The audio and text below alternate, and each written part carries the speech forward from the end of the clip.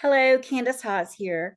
Welcome. Today we'll be discussing the challenges learners with impairments face in learning settings and the tools they use to overcome these barriers. Accessibility is an essential part of inclusive education and learning, ensuring that everyone, regardless of ability, has equal access to learning. In this video, we'll explore two major types of impairments, visual and hearing, and discuss assistive technology and other strategies that help learners succeed. Let's get started. So, first, let's talk about why accessibility matters. Accessibility isn't just a legal requirement, it's a necessity. According to the World Health Organization, over 2.2 billion people worldwide experience vision impairments, and over 430 million people require hearing loss rehab. Without proper accommodations, these learners face significant barriers in education and learning situations. But with the right tools, we can create an inclusive learning environment for everyone. I love this quote by Deborah Rue. Accessibility allows us to tap into everyone's potential. Let's talk first about visual impairments. Imagine that is you. What you see on the screen, this very, very blurry page of text, is what some of our visual impaired learners see. So obviously they're having challenges.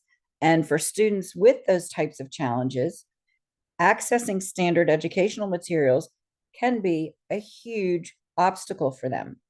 Printed text, videos without descriptions, poorly designed website, all of these things can create barriers to learning for them. For example, a student with low vision may struggle to read small text on a screen or printed handouts, while a blind student cannot engage with the visual content at all.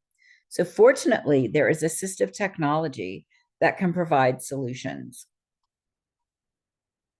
So what you see here on this screen, the first picture is a young girl with a headset on, and she's looking at a computer. And that headset is providing audio for her, describing what is on the website.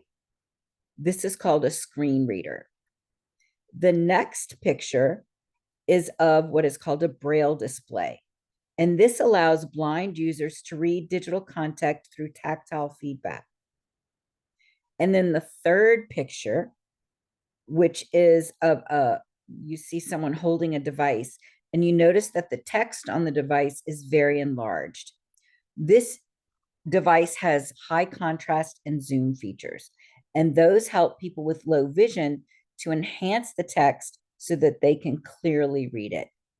These are tools that bridge the accessibility gap, ensuring students can access and engage with educational content. Next, let's talk about folks with hearing impairments. We know that there are many challenges for learners who have hearing impairments. Learners who are deaf or hard of hearing face different challenges. Traditional classroom lectures, videos, and discussions rely heavily on spoken communication. Without captions, transcripts, or sign language interpretation, these students can miss essential, sometimes all information. A lack of accessible audio content can make learning significantly more difficult and frustrating, as we can see in this picture here of this girl who is holding her head in her hands and squinching her face with a very frustrated expression as she is looking at a computer. And on the other side of that computer is a video that she's watching without captions. And the assistive tools that we have available for hearing impairments are, first, we have closed captions. And you can see here in the picture, closed captions are denoted by two initials, CC. It's a black and white image. It's two black C's on a white background. And when you see that, you know that there are closed captions available. Another tool that assists the hearing impaired are transcripts. Transcripts provide a text-based representation of the audio materials, ensuring that the information is accessible. So it's essentially the script to what someone has just watched. And then in this next picture, you see two folks who are performing sign language. Sign language interpretation allows deaf students to engage with spoken content effectively. And these tools ensure students with hearing impairments have equal access to learning resources. Accessibility doesn't just benefit those with impairments. So there is an importance of universal design, not just for the folks with accessibility, even though that should be important enough. However, we know that more than just those who have impairments benefit. For example, we talked about closed captions.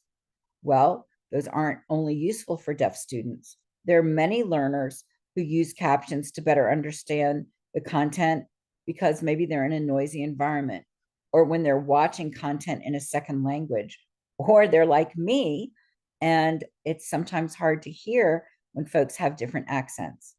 Similarly, screen reader friendly text formatting helps all learners to navigate digital content more easily. By designing for accessibility, we create an inclusive learning environment for everyone. So let's make accessibility a priority. Let's make sure that we're using captions and transcripts for all audio and video content. Let's ensure that the text that we provide is readable by using high contrast and adjustable font sizes. Let's also design with assistive technology in mind by testing screen reader compatibility. By making accessibility a priority, we're able to empower all learners to engage with educational and learning content effectively. Thank you for watching. Accessibility is a shared responsibility, and small changes can make a big impact. Let's work together to create a more inclusive learning environment for all.